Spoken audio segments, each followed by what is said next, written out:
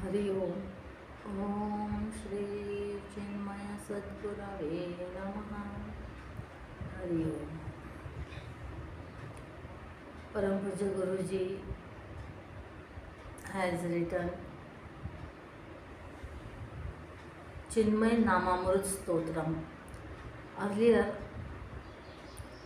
in the lifetime of Gurudev himself, Swami Shantananda and Param Poojya Guruji both composed 108 names of Gurudev, and those separate 108 names were woven like 108 flowers in this Chinmaya Naamaamrit Stotram. Many names are of Vedantic meaning, significance, and some of like describing his personality and work and personal traits, etc. So we will once read that and then little bit will reflect on it. Shri Chinmaya Naamaamrit Stotram. यस्य स्मरणमात्रेण भक्ता शिष्याश्च सेवकाः प्रेरणां प्राप्नुवन्तीह चिन्मयं तं वयं नुमः. नामपुष्पैः पूजयामः सर्वभावेन सद्गुरुम् अभीष्टफलसिद्ध्यर्थं भक्तिं प्राप्तुं विशेषतः. ॐ अजो व्ययो विनाशी च तथा चिन्त्यो प्रमेयसः अद्वितीयो निकेतश्च सदानुशासनप्रियः अन्तः साक्षी तु वृत्तीनामन्तर्यामी तथैव च आनन्दात्मस्वरूपस्य आङ्ग्लभाषाविदुत्तमः. ईश्वरः सर्वभूतानाम् उदारहृदय सदा उत्साहवर्धकस्त्वैक एवमोङ्कारवित्तथा करुणासागरोऽसौ हि तथा कर्मपरायणः कालातीतश्च कैवल्यस्वरूपस्य कृतात्मवान् कृतकृत्यस्तथा गीता ज्ञानयज्ञप्रचारकः गुरुश्चापि गुणातीतो ग्रन्थकृच्चिन्मयो हि सः छिन्नसंशय एवायं जगदात्मा तथैव च जगत्साक्षी जनप्रियः सर्वदा च जितेन्द्रियः जीवब्रह्मैक्यविच्चासौ जीवन्मुक्तः स एव हि जीर्णमन्दिरोद्धारकस्तपोवनशिष्यस्तथा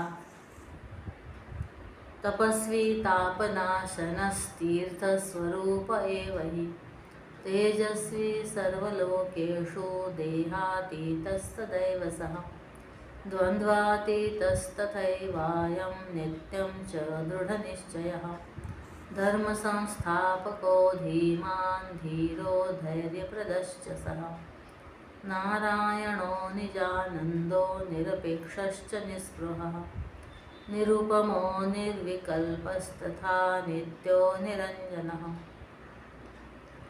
परमः परब्रह्मैव पावनः स हि पावकः पुरुषोत्तमः स एवायं प्रसन्नात्मा स्वरूपतः फलासक्तिरहितोऽयं बहुभक्तो जनेषु च बन्धमोचकः शिष्याणां ब्रह्मनिष्ठस्तथैव च नित्यं ब्रह्मपरश्चैव भयनाशन एव हि भारतगौरवो भूमा महावाक्योपदेशकः महर्षिर्मधुरश्चास्य स्वभावः स मनोहरः महात्मा स च मेधावी यतात्मा यज्ञकृच्च सः लोकप्रसिद्धो वाग्मी वै विभुश्चायं तथैव च विनोदप्रिय एवायं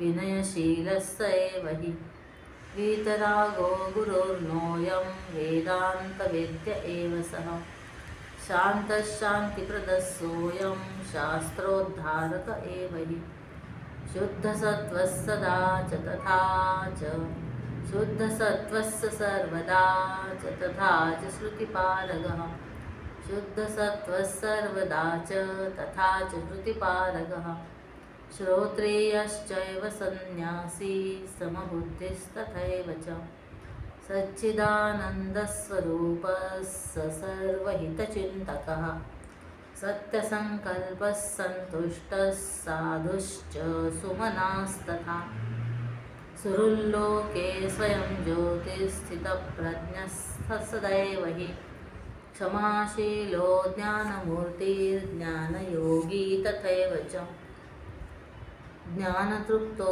नित्यशुद्धबुद्धमुक्तस्वरूपसः एवं नामार्चितो भूयात् प्रसन्नो वरदो गुरुः। ॐ श्री चिन्मय सद्गुरुवे नमः। In these 22 verses, Param Poojya Guruji has strung his 108 names. The first verse just first glorifies and adores the Guru. It is said, Sri Chinmaya Naamaamrit Stotram, a hymn of the nectarine names of Param Poojya Swami Chinmayananda ji. In the first verse he says, Yasya smarana matrena bhakta shishyascha sevakaha preranam prapnuvantiha chinmayam tam vayam numaha. We glorify, we praise that Guru whose remembrance, whose memory inspires three types of people. Inspires devotees, inspires disciples, and inspires workers, servants. Now it is very interesting, as Guruji has explained it once, that how we get on this spiritual path and how we evolve. So first we become devotee. As we go, generally, casually we go to satsang or read a book or listen and then discourse, etc. That time we come to know this knowledge of scriptures also and the style of the who is one explaining that, and then we become devotee of Lord, devotee of our scriptures, and also devotee of the saint that who is explaining to us. So in this way first we become devotee, and these devotees are always caressed and cared very much because they are just beginners. And slowly when we become devotee, then if God, with God's grace everything is conducive, then we become disciple. We reduce our worldly attachments or all these elemental engagements, and we devote and dedicate more of our time, more of our mind, more of our efforts in this study. So then it becomes disciple. Now for this disciple, the teacher is little bit strict. Now he expects that some discipline is followed, some regularity, some punctuality, some sincerity, commitment. This all is expected from this disciple. One who submits to discipline is disciple. One who allows to instruct, to use himself, when he submits to the lotus feet of Guru, is that disciple.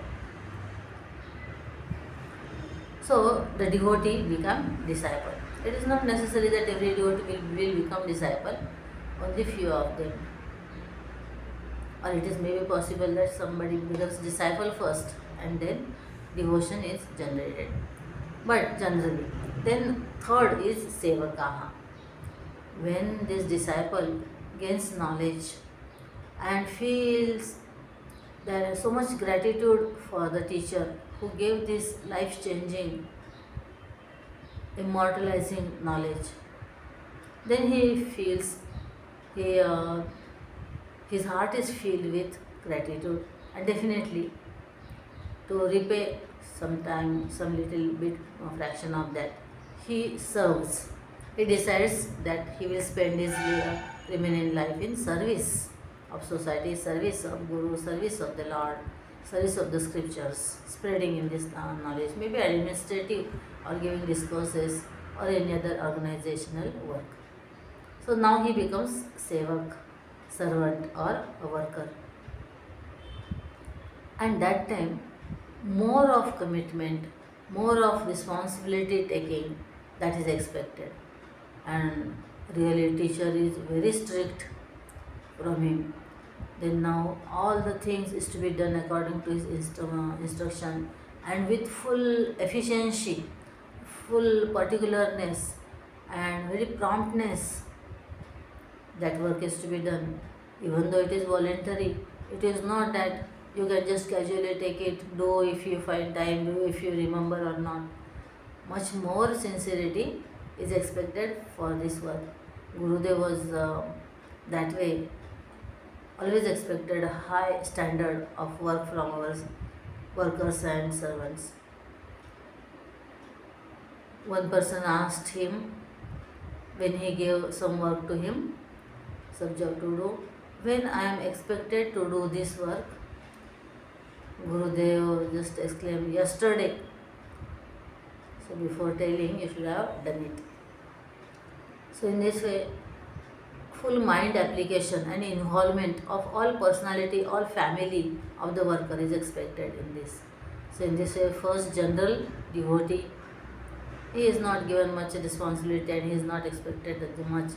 He just sits there in these discourses and enjoys that. Then he becomes this disciple, then discipline is expected, and then when he submits, surrenders and engages himself as a sevak, then as they are paid outside, so same way this knowledge is already paid to given to them, therefore much discipline is expected. Therefore bhakta shishyascha sevakaha preranam prapnuyanti. They three are inspired by the memory, remembrance of Param Poojya Gurudev. To him we praise and admire. Numaha. We sing his glories. Acha. Now Guruji introduces that I will sing this 108 names in this hymn that will follow. So that he says in second verse, and also the purpose behind doing this. He says, Nama Pushpai Poojayamaha Sarva Bhavena Sadguru Abhishtaphala Siddhyartham Bhaktim Prapto Visheshataha. Here, henceforth, I worship this Guru with the flowers of names. And those flowers of name, all of course, take full faith from my heart. Sarva Bhavena Sadguru. He is my Guru is my mother, he is my father, he is my friend, philosopher and guide, and he is my master. As if he is the owner of this assemblage of body, mind, intellect, etc. So Sarvada Sarva Bhavena. I extol him only as my God, that Param Brahma, the creator, sustainer and destroyer, annihilator. So in this way, Nama Pushpa Poojayami Sarva Bhavena Sadgurum. For what? What is the intention? He says, Abhishta Phala Siddhyartham Bhaktim Praptu Visheshataha. To get whatever a devotee wants, whatever desire of the mind, to get that, I do this puja with the flowers of names. And especially in my case, I have the desire to get your devotion. More and more your devotion come to me. More and more my personality becomes sweet and give happiness to all around me. and more I serve to you efficiently and fruitfully. Who you are in the form of all the people. So service to the world also. So these are the prayojan, these are the purposes of why I am doing this worship of, by the worship with the flowers of names. Now he starts in third verse. So in 20 verses he has given this 108 names. Om Ajo अव्यय अविनाशी च तथा अचिन्त्य अप्रमेय च सः अद्वितीय अनिकेतश्च सदानुशासनप्रियः. So in first verse 1, 2, 3, 4, 5, 5 names are given in the first line and 3 names are given in the second line. So 8 names are given in the first verse. First is Ajo, Ajaha. Aja means inborn. Very many times this word comes in Bhagavad Gita also, which mantras are taken, some words of those mantras are taken in Bhagavad Gita verses. So there also this verse comes, Ajaha, Adi inborn. Avyayaha. Now one word only we will see. This is inborn, unborn means what? The reason, the cause is not there. Generally, when a person gets birth, when a person is born, he has got the pressure of vasanas or fine, minute, subtle tendencies and inclinations. Those are formed in the earlier life by doing the same act again and again, by desiring for some enjoyment, by working for that, by getting that object of indulgence, and by enjoying that, having a momentary, at least momentary happiness from that. So same pattern mind works again desire, again work, again fruit enjoyment. So this strengthens the doership and enjoyership. And because of that, vasanas forming, those are in our causal body, Karana Sharira. When this body becomes incompetent for working and enjoying, then this body is dropped by that jiva, by that individual, and second body is taken because he has lots of unfulfilled desires there to fulfill. And in this way, birth is generally backed by these vasanas. But the Lord, the Guru, don't have such desires, etc., desires pressure. Then why they are born?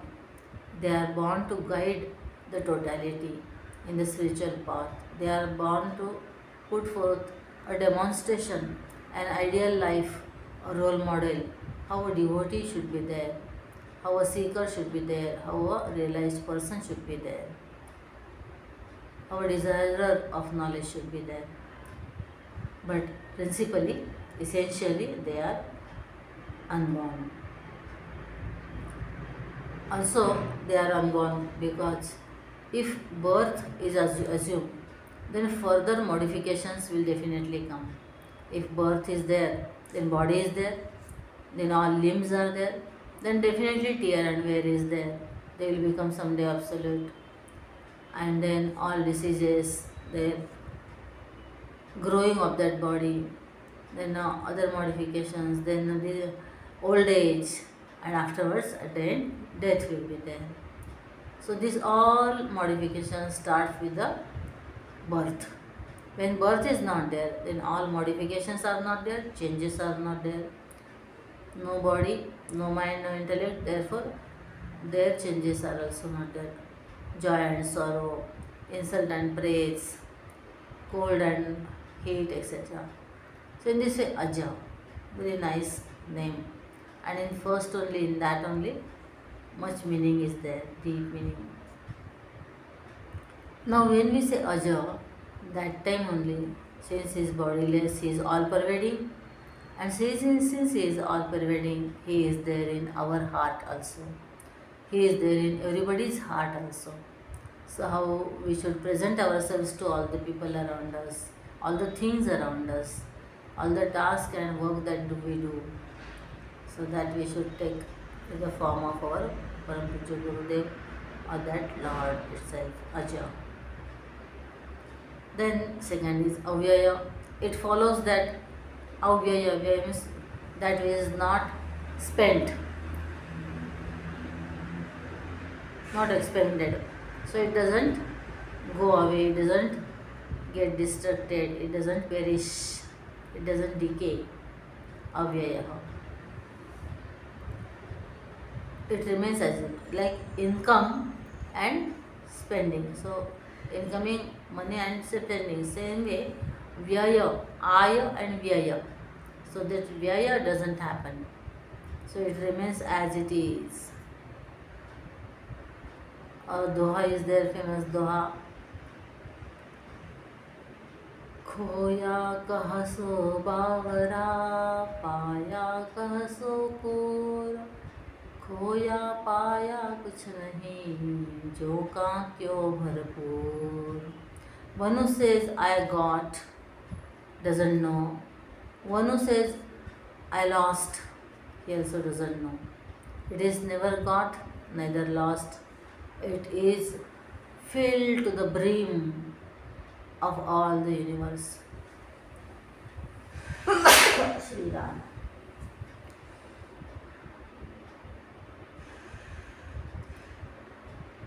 To this, our scriptures say, Aheyam Anupadeyam. No Kaniyam. It doesn't grow up, it doesn't come down. It cannot be given up, it cannot be accepted, taken. So in this way, Avyaya. Third is Avinashi. Avinashi, to him, no destruction is, who is not subject to destruction. Now this we can think with a little different angle, as explained in Bhagavad Gita also, in Advaita Makaranda also. Bhagavad Gita also says, Nenam chindanti shastrani, nenam dahati pavakaha, na chainam kledayantyapho, na shoshayati marutaha, avyakto yam chintyo yam avikaryo yam uchyate, tasmadevam viditvainam, na shochitu marhasi. This cannot be cleaved by this armor, etc. Shastra, astra. This cannot be wetted or rotten. This cannot be dried or taken away by wind. This cannot be burned, and this cannot be harmed by any weapon or armament which has come from either the metal like sword, etc., sword, mace, discus, that has come from metal, which comes from in turn from earth, and maybe sticks, etc., which comes from earth in the form of tree first. So in this way, this earth which turns into metal, it cannot be lived. Then water cannot drown it, so earth, water. Then fire cannot burn it, so third element. Air cannot take it away or dry it, and finally this space also cannot just crush it by taking away space. These five elements are the cause of destruction of anything, if you think that way.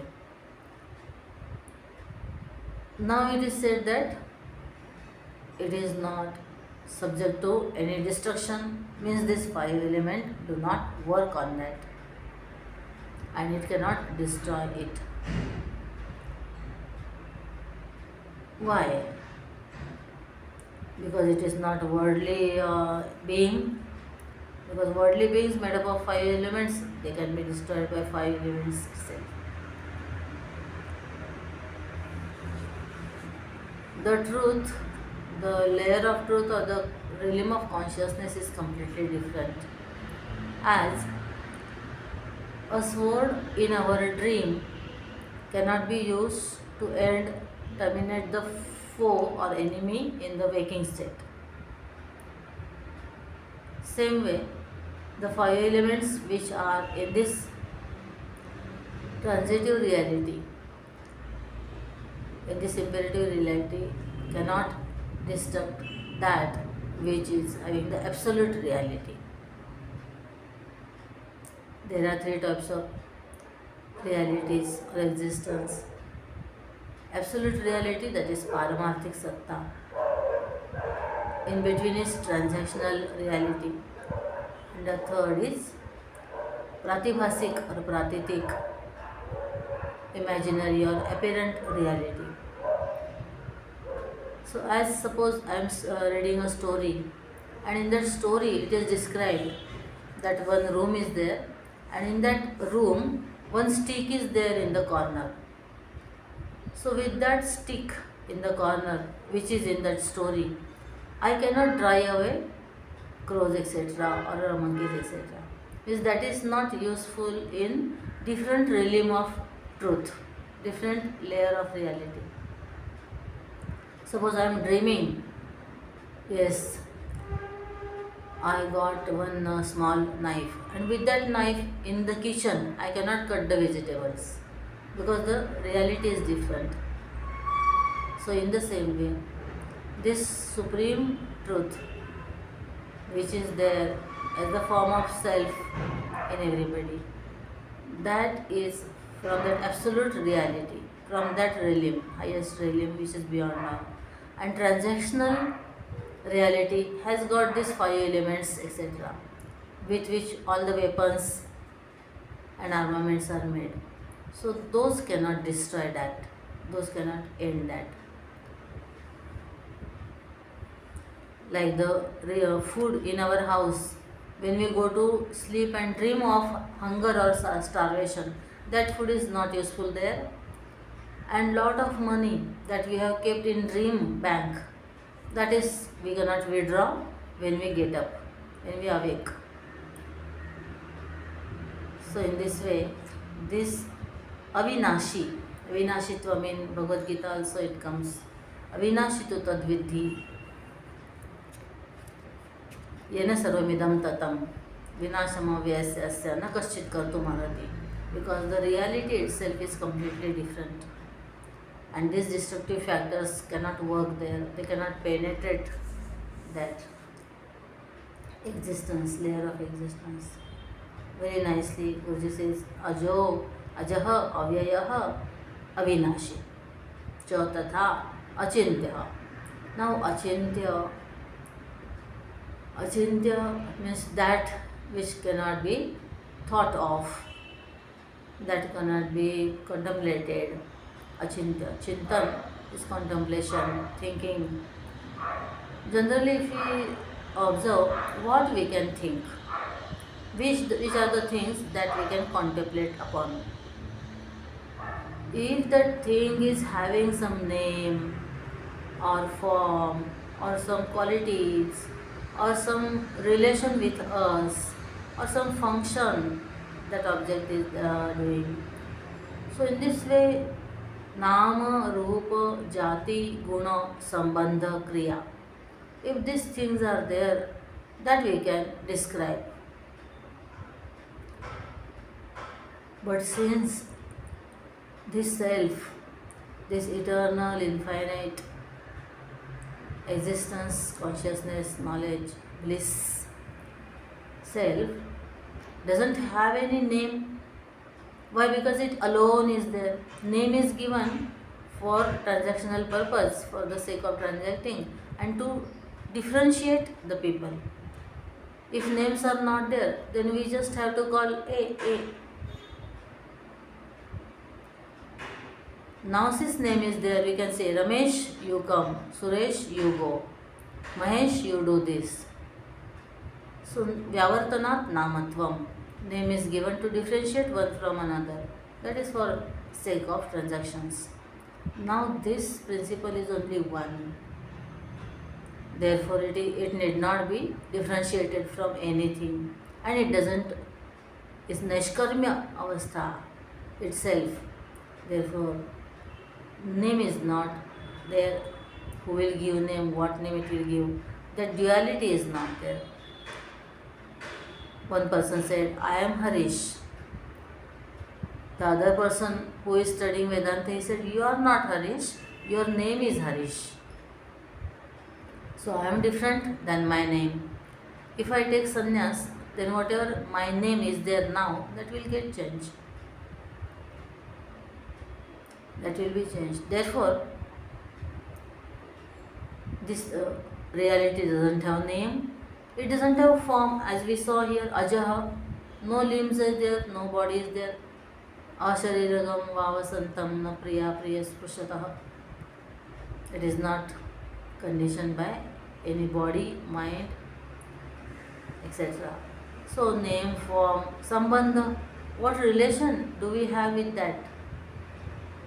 If other than ourselves is there, then we can be related to it as a master or a servant or uncle or a niece, brother or father. But since this principle is we ourselves, therefore it is relationless relationship, as Gurudev says. We are it ourselves. So we are not related to us in any worldly matter for that sake. Name, form, relation, kriya, it doesn't do anything because space is not there to work and limbs are also not there with which movement will be made. Like we have got the concept of space in our intellect. This whole totality space is in this Brahman, in this Chaitanya. And when these supports with which we think anything is not there, it is achintya, unthinkable, avarnaniya, indescribable, inexplicable, achintya, aprameya. Aprameya is also a very deep name.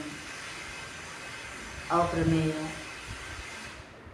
Prameya is the knowable thing. The means to know are pramana. The knower is pramata. So in this way, when there are proper means of knowledge, authorized, authenticate means of knowledge, when there is a knower, when there is, then this prameya, the known thing is known. It is called pramana vyapar or pramana vyavahar. And this is called aprameya. It cannot be known. It cannot be known. So should we discard it as a not knowable? No, no. It is you yourself. So you yourself know yourself or not? Even if any dull person is there, he may not be knowing other sciences, etc. But definitely he knows himself. In a dark room, if you ask a person to go and bring a dictionary, then he may say that I don't know where is dictionary. But if you ask him whether you are there, then definitely he will say yes, I am there. How he is saying that? He has not consulted to any astrologer or nobody has told him that you are there. He himself knows because that is the knowledge principle. So in this way, it is known as one's innermost self, pratyagatma rupena jnatam. But it is aprameya. Why? Because all other pramanas are established in company of this, in existence of this. जैसे सनेदी मात्रेण other सर्वे प्रमाणाः सर्वे प्रमाणस्य सिद्धिं भवति. When that knowing principle is there, then we can operate and use other means of knowledge, and then we know the things of the world. Example, when a living person is there, then he can use the barometer to know the temperature. Then we can use a scale to to measure the width and length of the room. So in this way, the conscious principle that proves the existence and operation and use of all other means of knowledge, and by which we get the knowledge of all this sound, touch, form, taste and smell, and all the objects made up of this. But this itself is a prameya, means that pramana will not be used for that. Just now, 2 days before, we saw that example, that when there is darkness, we use torch to see the things. But if the batteries of that torch are to be seen, then that knowledge, that light of the torch is not useful for that, because that light of the torch is because of those batteries.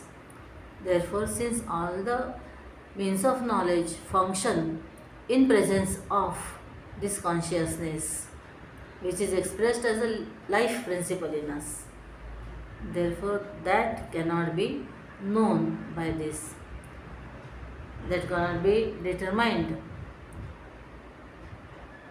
by these pramanas or means of knowledge. Aprameya saha. Actually, it has got much more analysis. Tatha achintyaha aprameya. There are many pramanas. Like first is our direct means of knowledge, overall sense organs of perception. That is direct means of knowledge and basic one.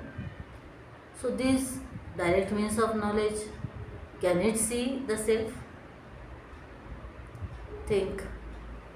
We have to think in this way, whether my ears, like they hear all the sound which is sonorous or which is harsh, can my ears listen to this self?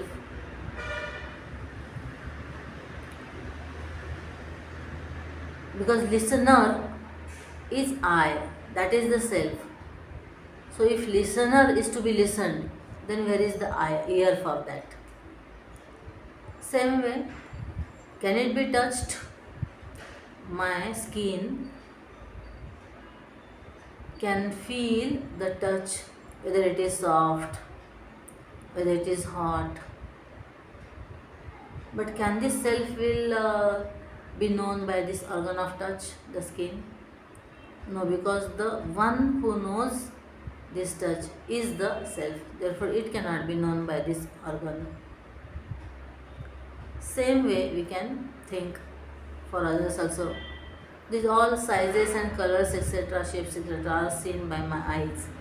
So can this eye see the form of this self? First thing, it is formless, and the seer behind the eyes, behind the mind, behind the intellect is this self. Therefore, it cannot be seen by the eyes, as the eye itself cannot see eye.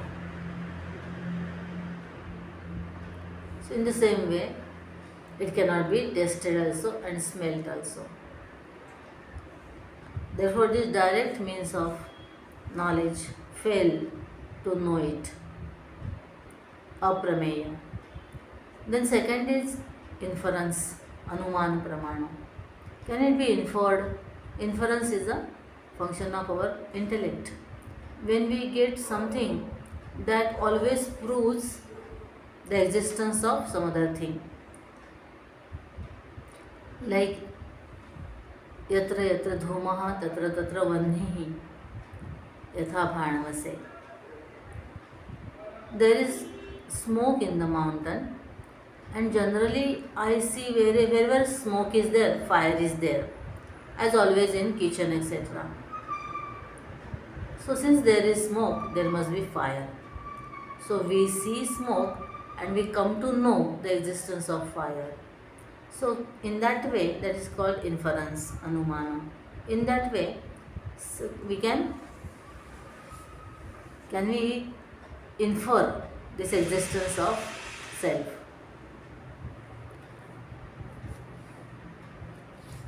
Since all the things are conscious, since there is so much movement in this world, therefore it must be conscious nature. But even if world is not there, and all the actions that are happening in ourselves, our inside, outside, and in nature, that are not there, but still this consciousness is there. Because that only sees and knows by itself the creation, the sustenance and destruction of this world, of this universe. Inside also, same principle is there that sees our all modifications since beginning, how we are newborn, then young age, as a child, then young age, then adulthood, then old age. So in this way, aprameya. Shabda Praman, though Shruti is the Praman for this. But worldly means of knowledge, that Laukik Shabda Praman is not used for this, not useful for knowing the self. And all other Pramans also, Upama are there, Arthapatti are there. Means cause and effect relationship. Then simile, one thing is described as it is, like a braveness like a lion, or beauty like moon, or this one cow found in the jungles like cow found in town. So these also don't work to know the self. Therefore it is aprameya.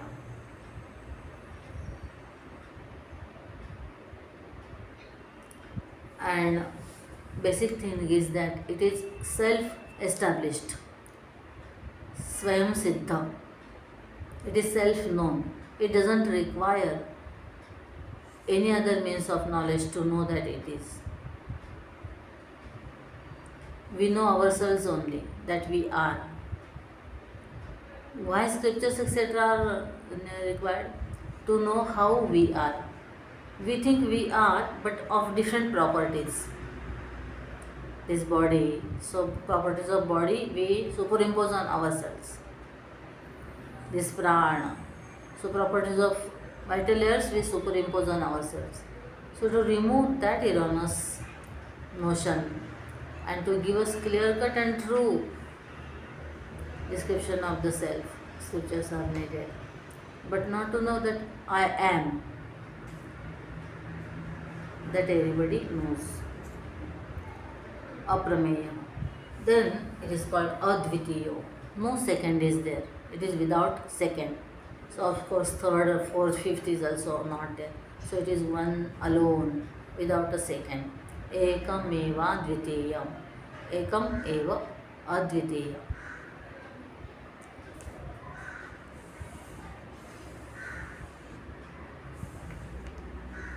Whatever variety, duality and manyness, whatever plurality we see in the world, that is only up till the layers of upadhis, layers of conditionings. And when we go to the core of the personality, that Chaitanya, that Brahma is always one, alone. When 2-3 people are there in deep sleep, in that state they have become all one, because at present their name, form, their education, their capacities, their vices and virtues, their work, function, everything, their intentions and purposes, their desires, everything that separates them, that makes them many, has gone to seed form in deep sleep. And therefore they all at present a mass of consciousness. Ahar har Brahma gamayati sushupti avastha. Daily it takes us to see that Supreme Self. When these people will get up, then that time this mind, which is now in seed form, it is unmanifested state, that will get manifested, that will start throbbing, and those all the things that it has collected through many lives and this life also, that will come to surface. And then the priest will get up like priest only, the lawyer will get up like a lawyer only, and the merchant will get up as a merchant only. But in the deep sleep they all were there, existence was there, but these differentiating factors, these are conditionings, were not there, therefore they were all one. So it is Advitiya. We all also tend to always go towards oneness. When oneness is there, then there is, like we are one family, oneness is there. I am one body, even though limbs are different, their names are different, their functions are different. I am one body. So this notion has engulfed my all personality. Therefore, wherever something happens, I go and serve. I don't expect any thanks or appreciation. In the same way, one family, one society, one nation, one humanity, one universe. Advitiya. Aniketascha. We don't have house. Aniketascha na nishchit. Niketa means yes. Adi Shankaracharya says Aniketa means whose residence is not fixed. Maybe today he will stay in ashram, next day he will find in city, third day he will be there in some old age home, fifth day he will find in temple, or maybe in some village or a cowshed. So na nishchitam niketanam yasya. So aniketa. Bhagavan says, which devotee is dear to me? Who is unniket, means he is not attached to any one specific residential or habitat place. Wherever he goes, there he finds that yes, I am at home. And aniketamatanam, very nice meaning. Is the Lord. Bhagavan Shri Krishna says in 10th chapter of Bhagavad Gita, Aksharanam akarosmi.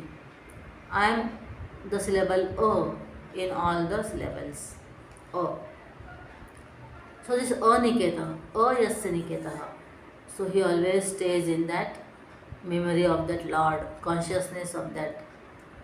In Atma Bodh also last verse says, Yas Svatma Tirtham Bhajate Vinishkriyaha Sasarvavid Sarvago Amruto Bhavati.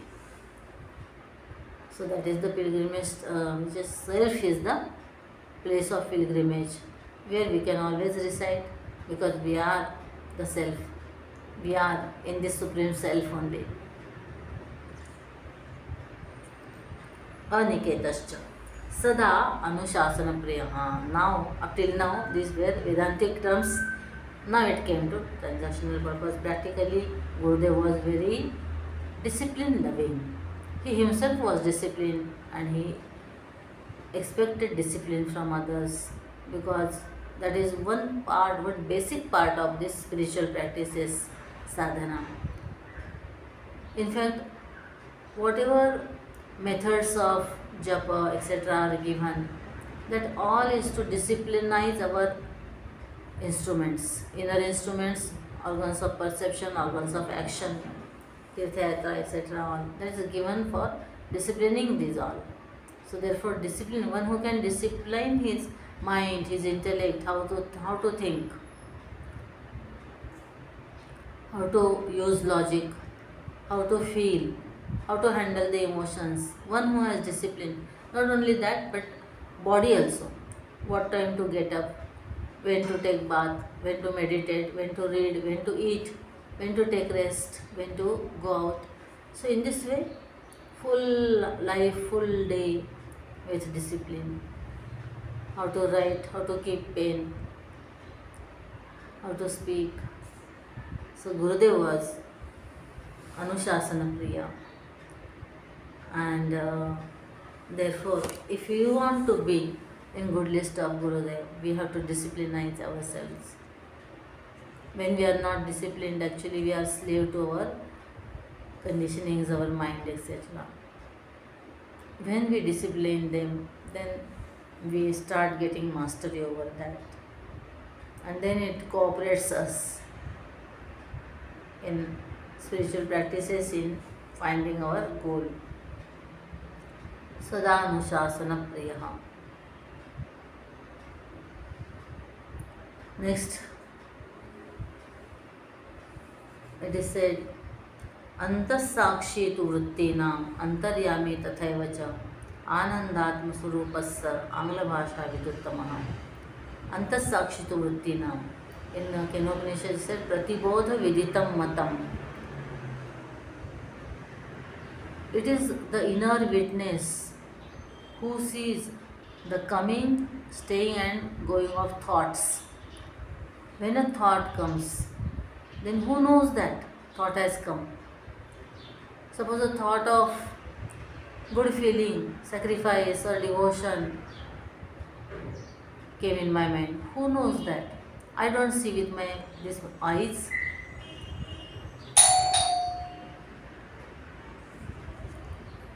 Hari Om. We continue after.